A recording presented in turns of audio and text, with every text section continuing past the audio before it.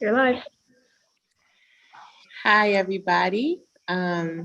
Very happy to be here. I'm Beatrice Dixon, co-founder and CEO of the Honeypot Company. I'm here with some really beautiful, amazing humans. We're here to talk about HIV awareness, which is probably one of the most important things to talk about, right? If you're active, if you're living your life, what's really important about this day, about this time, about this month, about this topic is that is the awareness that comes along with it. And so I'm here with some wonderful humans, CiCi, Dr. Oni, Tahira Wright, to just have this discussion and just understand from a human lens from each of you what your views are and how you got started in this work and what drives you in this work. Um, you know, but I think we should start off by everybody introducing themselves. So I'm going to call on Dr. Oni to introduce herself first and just kind of tell us how you got started and what you're passionate about and where you're based at. Thank you so much. Thank you so much for having me on. So I'm a primary care and HIV physician. I actually see patients here in Harlem where I work and live. Hence the horns in the background. I know, I'm so sorry. I'm like, why as soon as I have to start speaking? It's New York. There's no other way. I know. I also am a health equity consultant. I own my own business called Health Justice. And I'm drawn to this work, to HIV in particular, because it's really the lens through which I see the world. Like, you can see the impact of sexism and racism and transphobia all in the work that at least I do within HIV. And, just as a Black woman, as a proponent of the health of Black women, a lot of my focus in my career has been on ways to improve engagement for Black women in HIV prevention and treatment. So thank you. No, thank you. Thank you for the work you do. I mean, that is like, you have a true love for humankind, to do this work. Let's go to you, CiCi. How you doing, sister? Well, thank you. So I'm Ciara Covin. I am an ambassador for this year's cohort for CDC's Let's Stop HIV Together campaign. I'm a woman living with HIV for this year will make 13 years. So before this time here, I would have never thought that HIV would have been a part of a conversation I would be having in my own personal life. And with over a decade of experience now, I feel I've taken it my responsibility to help others understand that this could too be part of your life experience. And it's going to take all of us to stop HIV together. Like, this is definitely a conversation for us all, whether you're negative, you're positive. I'm hailing from Philadelphia, Pennsylvania, and I'm so excited for this conversation today. Thank you, CiCi. Tahira. Hello, everyone. I'm Tahira Joy Wright, founder of The Cut Life. We are a digital beauty platform that celebrates short hair and hairstylists. And I've actually worked with the CDC and Let's Stop HIV Together campaign as an ambassador for the past 4 years now, and honestly felt it was important to remove the taboo that people have about conversations around sex and HIV, especially with what Dr. Oni said earlier about being a Black woman, and our group is the most affected. So it's just been important for me to be a part of being loud and proud about making a change and helping support those who are living with HIV. Yeah. Dr. Oni, I have a question, because I'm not a conspiracy theorist or anything, but like, why are Black and brown people always the ones? Why do the statistics say that, why are the statistics always pointing in the direction of Black and brown people? Why are we always the one that are leading the pack? Yes. It's such an important question. And just to also say, I'm also a clinical ambassador for CDC's Let's Stop HIV Together. I think sort of leading back to what I was saying around HIV being sort of a lens through which I see all these isms and phobias, just the sort of the pervasive like oppression that exists for Black people, women, cis and trans women. All of those are factors that place us at risk. So for instance, if we are more likely not to have health insurance, for instance, that is going to make getting tested for HIV much more challenging, getting connected to PrEP, which is a once a day pill that is safe and effective and prevents HIV. If you're HIV positive, to getting the HIV treatment that you need, all of that is going to be impacted. So we can see the ways in which like larger policies, so even for instance, mass incarceration, disproportionately impacting Black men, that takes a lot of Black men out of the pool of eligible partners. And so women may be more likely to have partners who have other partners. And that is something that can also perpetuate the spread of HIV. So lots of like big structural issues end up playing out and making Black and brown people, particularly Black and brown women, at risk for HIV. And if they're living with HIV, make it difficult to be able to engage in the care. I would like to jump in and ask everyone, do you think that it's also a cultural result of a lot of our mothers and fathers and grandparents not wanting to even talk about sex with their kids at a young age? Like, it was always for me that conversation of don't do it, but not a lot of reasoning why, or even assuming that, hey, at some point it's going to happen. How can I prepare, my child to protect themselves? And it seems that it's a very common thread in our community that we just don't talk about it in the home at all. Yeah. CiCi, please chime in. I want to answer this. So my messaging was a little different. Like, I got the conversation.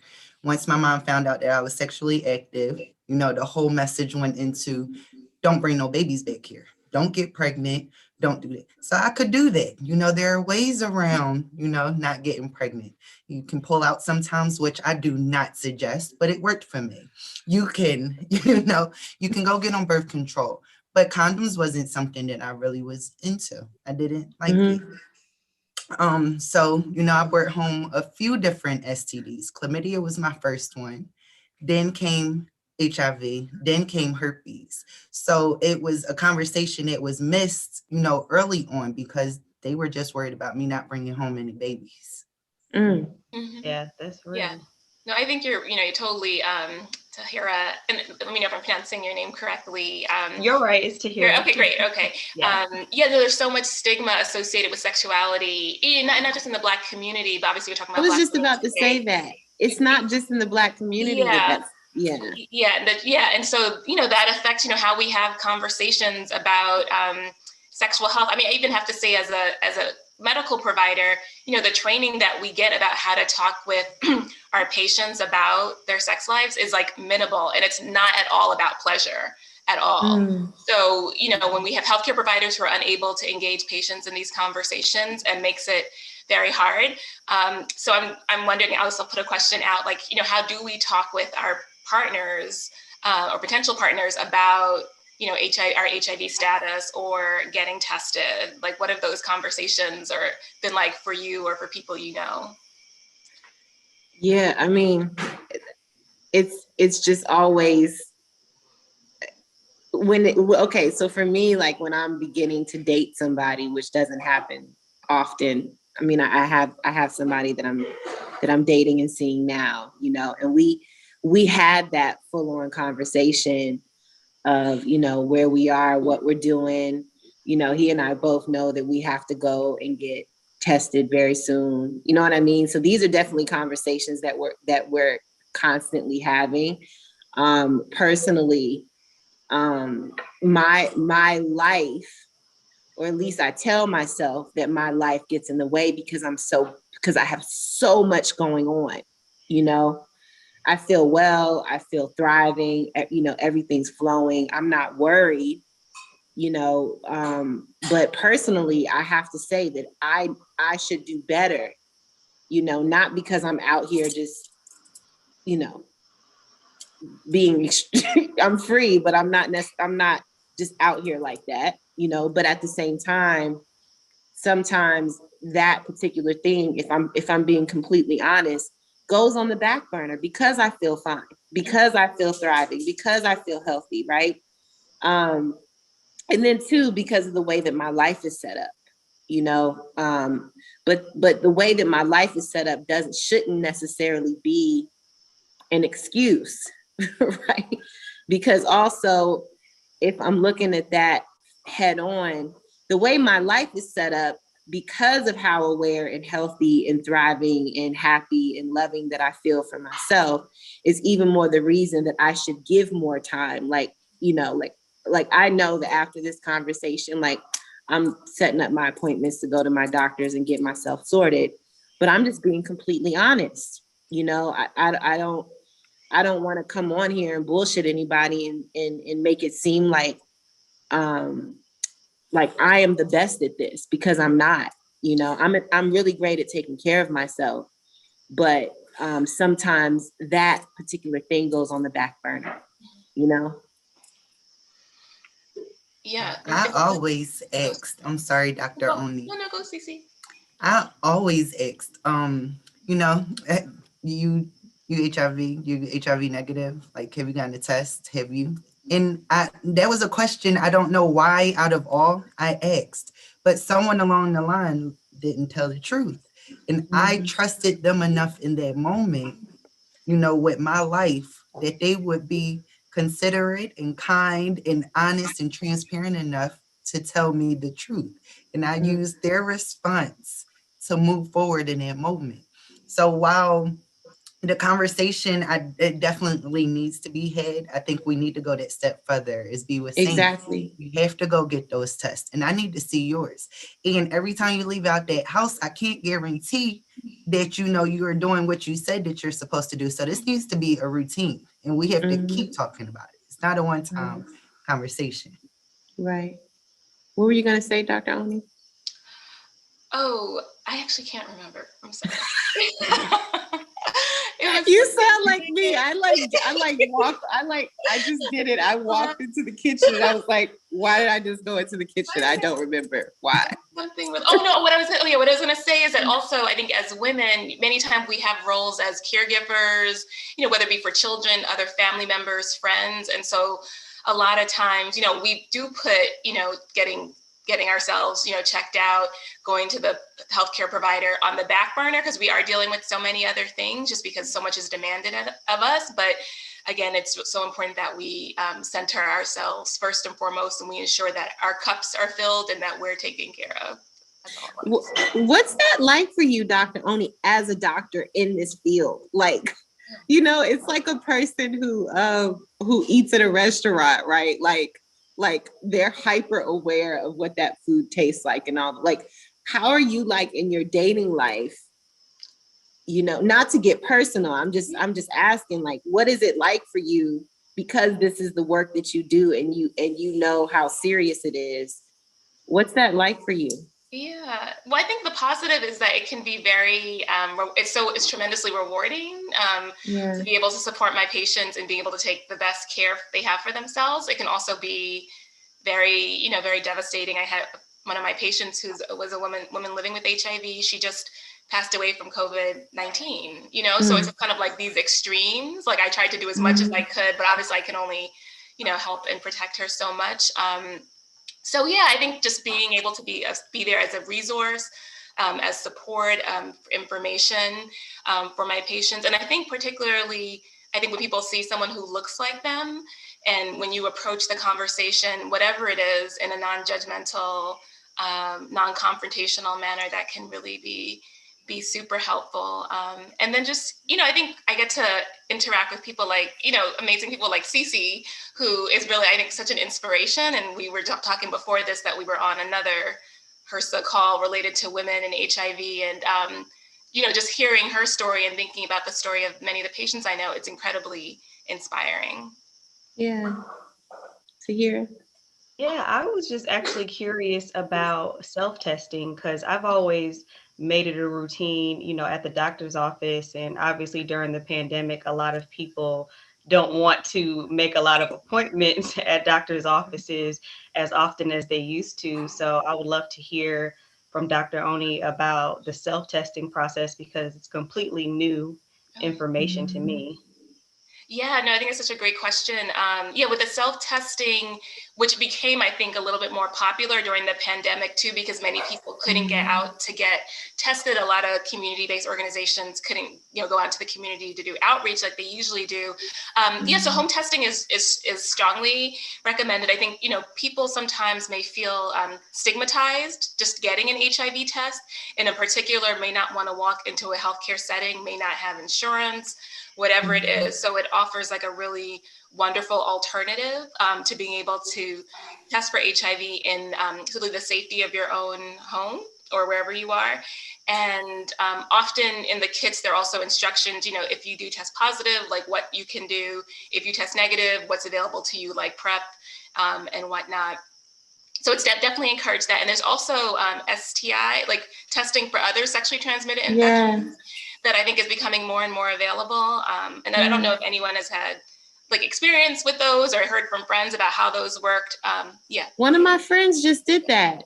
Oh, She did the whole thing. She tested for HIV and she tested for STIs. And, obviously everything came out okay for her, but she just felt like she wanted to do it at home. She didn't necessarily want to feel that stigma that was kind of coming, because a lot of times that stigma is coming from inside us, right? Like we're just, there's a bit of shame, there's a bit of worry, there's a cliche saying when you're worried about something that it's like waiting for your results, right? And so I think that that's something that that's something that we should tease out as humans, like what makes us do that when the objective is for really just for us to be well, and also for the fact that these are just ordinary things that can happen, Totally. Yeah. Where do we get the kits? Is it something that's what I was just going to ask too? Yeah. So I think it might vary from jurisdiction to jurisdiction, and maybe we can get information from the CDC after this. I know that at least here in New York City, where I am, there's a program with the health department and community-based organizations giving the organizations codes that they can distribute to people who are interested, and you can go online, get the test sent to you. But it's something happy to look up more information. So if there are folks who are watching and interested, they can get access to the kits. Tahira, tell us more about the work that you're doing, as an ambassador. Like, how did you even get started in that? Like, what made you say that this is what I want to do, It's interesting. If I can remember now, I was reached out to blindly. Just got an email from a Black woman that worked with the agency that was handling marketing for the Let's Stop HIV Together campaign, which was about 4 years ago. And they were doing a campaign specifically targeting hairstylists and barbershops and creating dialogue within those environments for people to talk about HIV and testing. And so they knew that my platform appealed to a lot of stylists and barbers, and just asked if I'd be on board with spreading the word and using my platform to create awareness. And it was an easy yes for me. And 4 years later, pre-pandemic, we've done live events, live testing opportunities. I'm based in Atlanta, so we've done a lot of things locally here. And then in addition to that, we did a virtual live 2-hour live last year during the pandemic. So, it hasn't stopped. It's just continuing to put the information out there. And my goal is just to normalize having the conversation. So when people see Sex and HIV, a post with the flyer that we put up even about this talk, that it's not like, whoa, what is this about? But something that people can really become more open with discussing. And honestly, anyone that has a stylist or barber or braider, you know, when you get that in that chair, they're like your therapist. Yeah. So you're sitting there talking about your latest relationship and things that are going on. And that can really be a good opportunity to good say, hey, segue. girl, like, did you know about the self-testing kits? Or, Right. hey, girl, how's this going? And really making that a conversation within our community that's a normal conversation.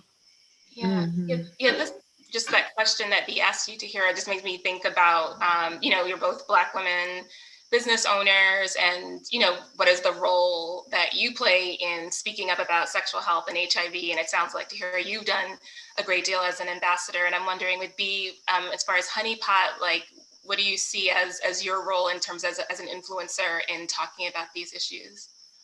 Honestly, I see my role as helping people to, and through the help that I'm working through with myself, because I talk about these things, about not having the shame and not and understanding that these are all ordinary things, but it still makes me nervous even, right? And so a lot of times me saying this is like me working through myself to work through the fears that I have, but to help people understand that there is nothing to be ashamed of. You know, that there isn't one thing about how humans live and all of the bugs and diseases and viruses and colds and flus and all the things. There really isn't anything under the sun that's new.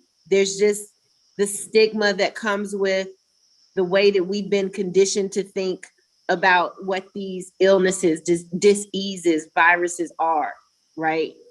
And so with Honey Pot, my goal, not even just with HIV or STIs or STDs, but with anything, even if it's just as simple as you get a yeast infection every month, or you have reoccurring BV, or whatever it is, or your vagina smells weird, right? Like, that shit is normal. There's nothing wrong with you, right?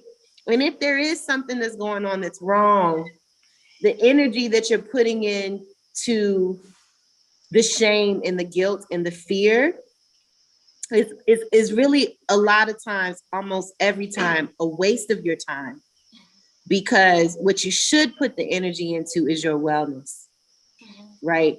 And not creating this bubble of suffering that actually can just, you know, be a that bubble of suffering actually can be worse than what's actually happening. And most of the time, that shit is really just in our head, you know?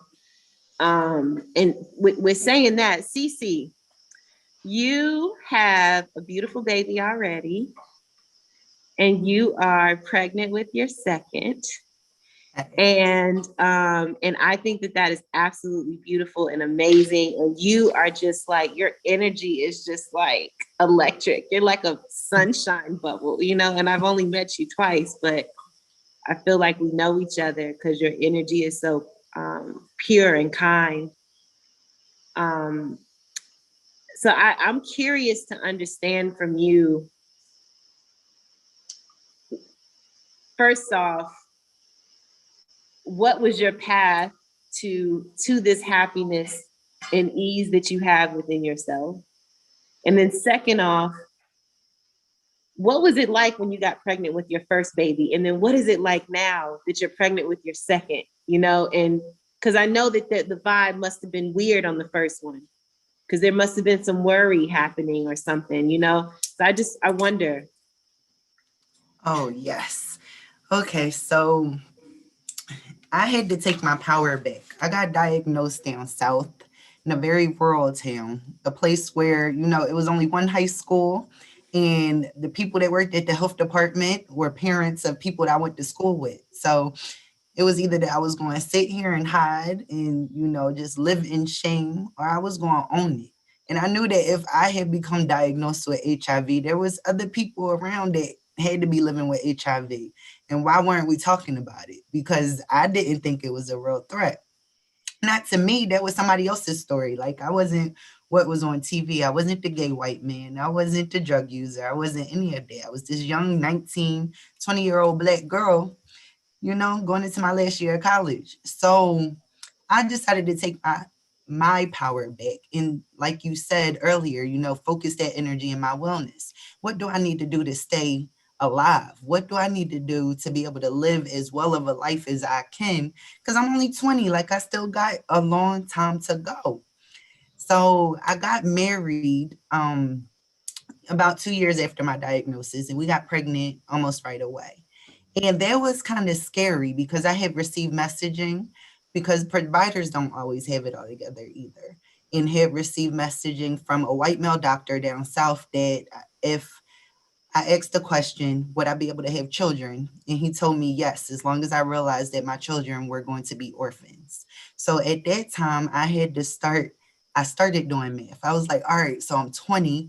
If I have a kid now, then by the time he's 18, then I'll be close to 40 and I can make it to 40. So how much that affected my life even from then.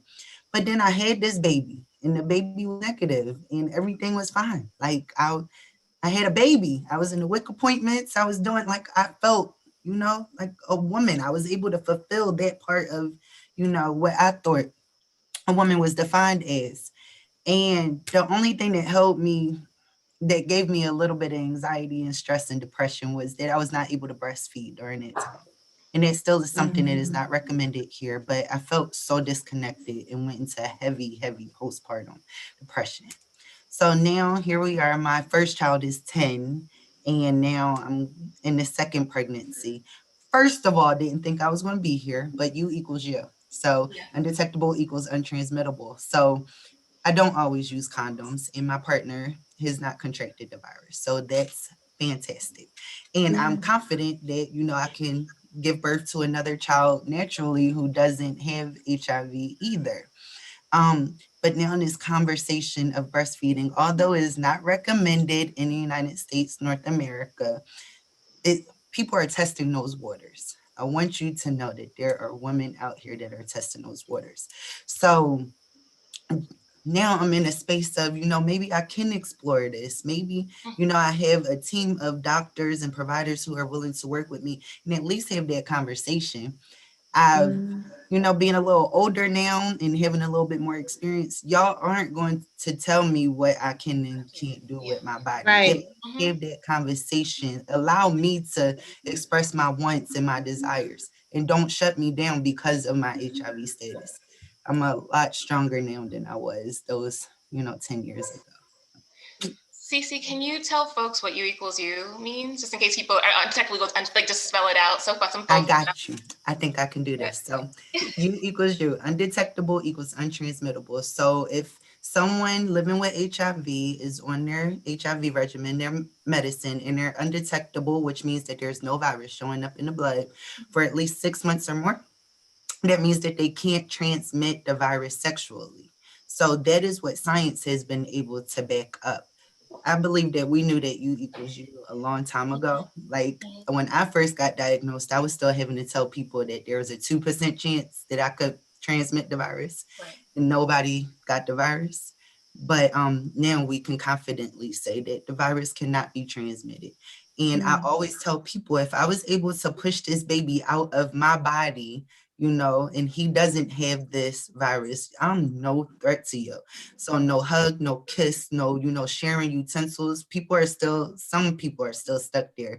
And it just blows my mind sometimes, but no threat to you. You're more of a threat to me than I am to you, I tell them. Like, I know I'm in the doctor all the time. When the last time you been there? Listen. And I think it's so important, CiCi, as you're saying, like, I know you've been doing a lot of work or advocacy around breastfeeding for HIV positive women. And I think what you're saying, even though there's not the same abundance of evidence in terms of U equals U for breastfeeding, but there is a lot of data to suggest it's really safe. And that's wonderful that you are going to think about what the benefits may be to your baby and baby's health versus what the potential risk might be, and make a decision that's good for you. Yeah. I'm grateful that someone's willing to talk to me about it. Like, Yeah. I didn't even know that there were benefits for the woman breastfeeding. I didn't, Yeah. that conversation skipped me because of my HIV status. It's like, whoa. And it's crazy because you are literally beholden to the ego and the judgment of your doctor to get the information that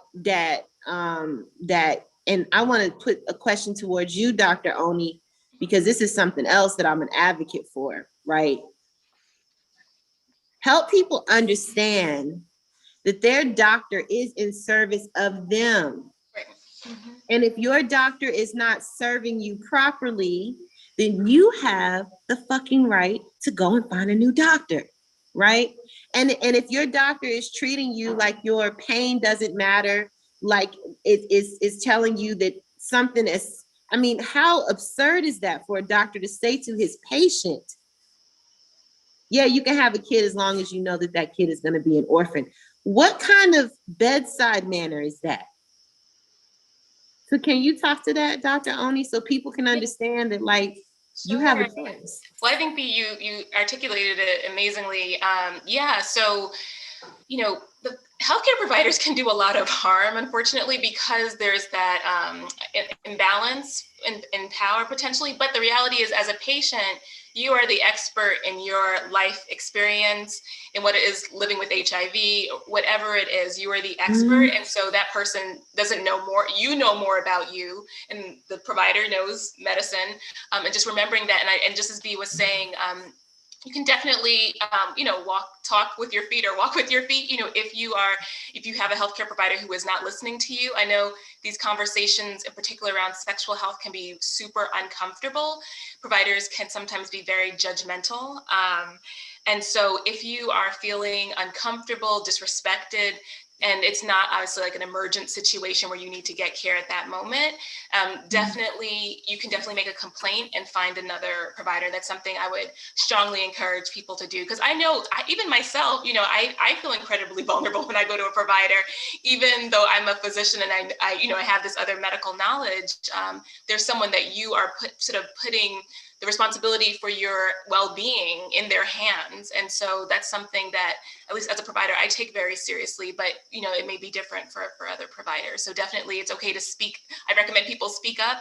Also, if you're going to have an uncomfortable conversation or you think it's going to be uncomfortable, bring an advocate with you, a friend, a family member, girlfriend, whoever it is, someone else who can also advocate for you. Or if something seems weird, you can kind of check in with them, was that kind of weird, just someone to back you up. So that's just a little recommendation.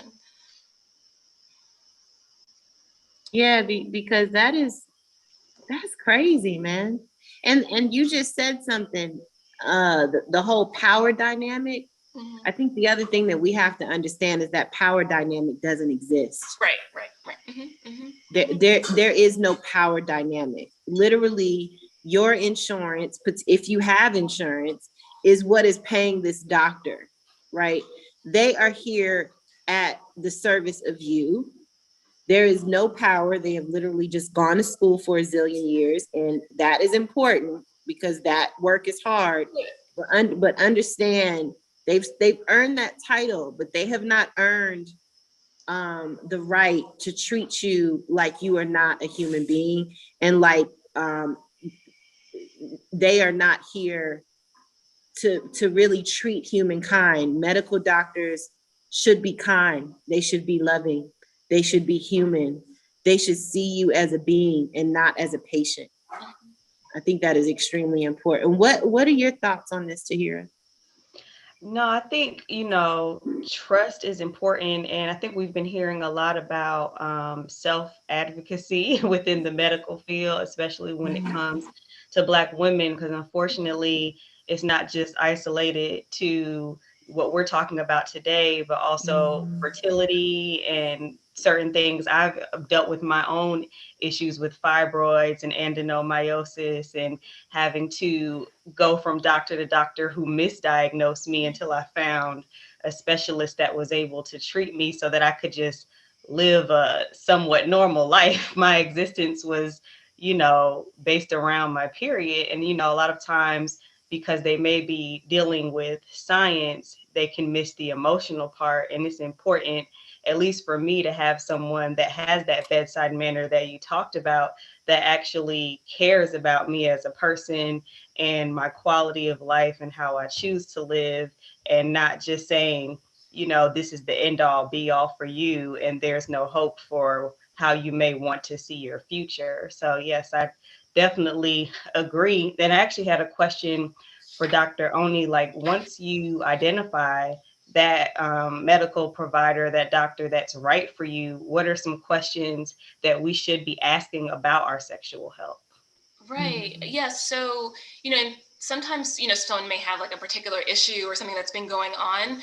So just, being prepared to tell the provider, I have something, personal issue that I want to talk to you about, something's been going on that I'm worried about. Just, just being, just advocating for yourself and just putting it out there, because sometimes you might not have a chance to talk because you're being talked to. Sometimes people are looking, you may look something up online on Google. I found this article. I think this might be what's going on. Bring that in, because that can be part of the conversation that you have with your provider. Again, if you feel uncomfortable, bring a friend along with you. If you feel a little comfortable talking about whatever the topic is.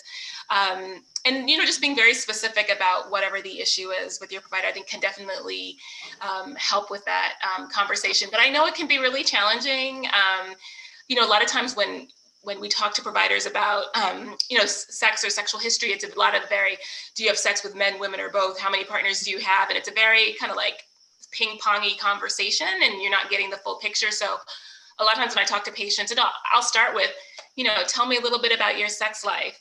And sometimes people feel a little weird with that. They're kind of don't know where to go. So then I'll say, well, tell me who does what and what goes where. So we just use that as a conversation, and that kind of allows my patients to, use whatever terminology they're most comfortable with, and then I can use that back with them. And then it just really opens it up. And then if I want to get more specifics, I'll ask more like closed questions. But yeah, it's really about sort of the story and the complete experience and getting that from our patients so we can best help them. So to the extent possible, finding a provider who gives you space to do that and be heard.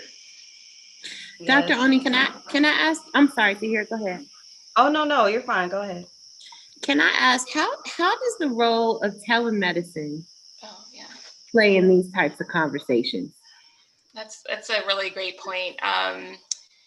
Actually, a colleague of mine just revamped their whole conversation around the sexual history and what it's like in the context of telehealth, because it's already challenging to have. It can be challenging to have these conversations just in person, and then to have now be in different spaces, be communicating through a phone or a computer can be really, really hard. So some of it's also just ensuring that the patient is somewhere they feel comfortable and safe to talk about whatever the issues are, especially around sexual health, which can be a sensitive topic for many people.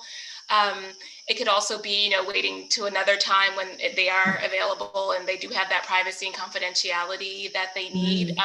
I personally have not yet, gone in depth in terms of sexual history taking with any of my patients via telemedicine. Fortunately, I'm sometimes in the clinic. I go back and forth in the clinic versus doing televisits. So I think I probably, if to the extent possible, like have that conversation with my patients with me, but sometimes we don't always have that luxury. So just being really, really careful to ensure that your patient is feeling comfortable about, if you raise the issue with them, that they're in a place where they feel comfortable talking with you. But it definitely poses challenges. I had my first 2 telemed appointments during the pandemic, but it wasn't too bad because they were both follow-up appointments. So when it's an easier conversation, I think it's not as awkward. But it is still interesting because you're not used to having medical conversations on a Zoom format with your doctor usually. Totally. I was wondering, this is actually from before when you were talking about your business and Honeypot, and I was just wondering, because so many of your products are about, making women, feel comfortable with their bodies and taking care of themselves. It feels like almost just that service that you are providing is about really empowering women, making women feel comfortable with their bodies. I have, when I'm doing, for instance, pap smears my patients, people get so embarrassed. They're like, "Oh, sorry, doc. I'm sorry if I smell, whatever." And I'm like, do not even worry. I'm here to do an exam. And a lot of times the odors you smell are all normal, unless for you it's different. It's Right. different now. But maybe I would love to hear from you about like what that experience is like, creating products for women, so that they can, feel good about themselves, feel comfortable. Yeah, it's for me, it's like it's a part of my life's work. I really think that it is not only I'm lucky that what I do pays me, that what I do, not that I necessarily need to be as vocal and out into the world as I am, because that isn't a need of mine. The opportunities are always presenting themselves. And so I take those opportunities up. So I don't take for granted that time and space has gotten me to this moment. But I'm extremely passionate. I just love vaginas. I think that vaginas are one of the most special things on the planet, right? They are a portal for life. They're a portal for sensuality and love.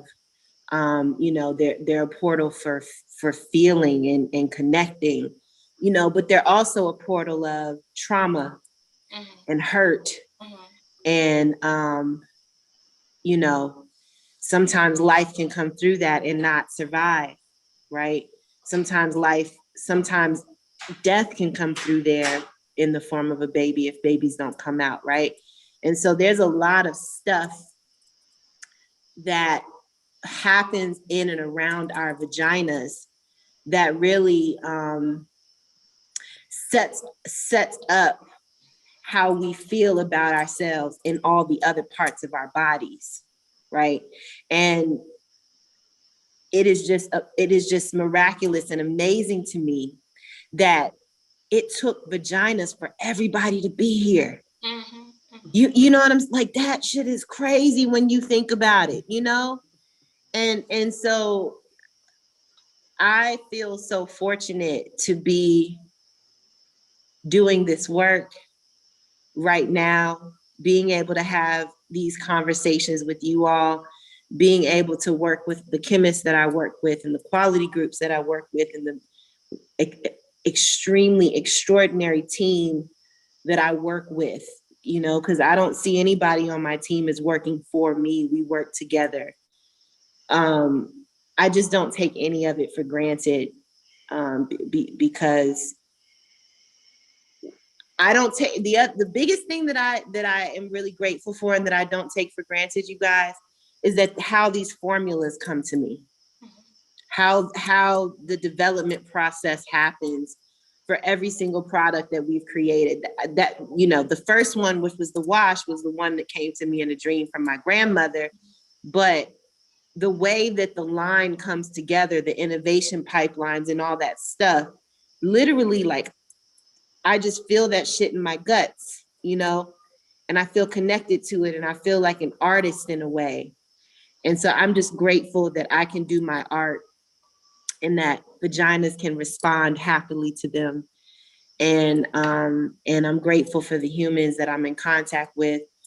And most importantly, I'm grateful for all the humans with vaginas that choose, and with vaginas and even without vaginas and with soon to be vaginas, right? Because that's the thing, trans humans exist, right? And sometimes people feel that passionate that they are going to have the body that they must have.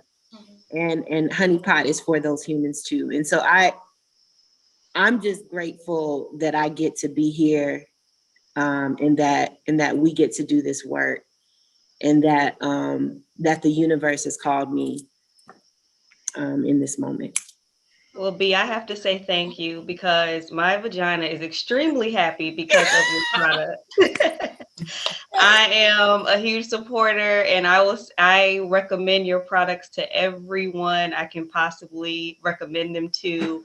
My Thank you. mom has been converted and she uses your products too. Of course, I'm responsible for placing my order and hers. Yes. You know, you get to a certain point where, you know, mom took care of you. Now you take Yeah, care of mom. So yes, she doesn't girl. have to spend any of her money, but I spend the money and we Yeah. both use Honey Pot and we absolutely love it. Thank you, sister. Just the way that you just even, explained the vagina. Like, I never felt so good about my vagina. And when you mentioned the word trauma, that made a lot of sense. A Yeah. lot of us were introduced to, sex and what our vaginas could do. And like, even just taking a mirror to it. Yeah. I no one ever showed me to do that. I never knew what the inside of it looked like. They knew what it looked like, but I didn't know what it looked like. Or, Yeah. just that the self-pleasure. It's supposed to Yes. feel good. Yeah. Yes. All of that. Like, and all of that came after an HIV diagnosis. So that's where I start with a lot of the young girls that I speak with is, just getting to know your body yourself, knowing that you can make yourself feel this way too. You don't have to depend on nobody else. And that's Right. probably, the safest route of it all. And, it's okay. And this doesn't have to be shameful. And oh God, you just said a mouthful. Almost No, but sister, like that's everything that happens in our life happens for us. No matter how terrible you think that shit is or how terrible it actually was. Everything happens for us to show up in this moment, right? And I think that it's a decision. We can decide what we want to do with even the most terrible, traumatic, awful things, right? I think that the terrible, traumatic, awful things are actually the things that often pull us together as the human race because we're all going through them, right? We've all been there.